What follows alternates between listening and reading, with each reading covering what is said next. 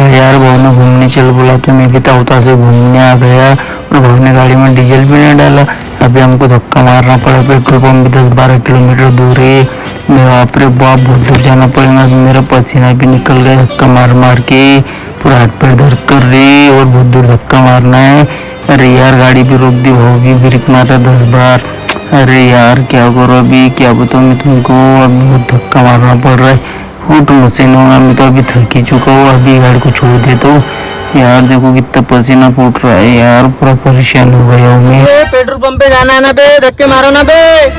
अरे रुको ना भाऊ, आ रहे ना, तो पूरा तेल निकल गया ना हमारा धक्का मार मार के। तुम भी गाड़ी में डीजल नहीं डालती क्या? गाड़ी चला रही तो मार रहे धक्का, चलो।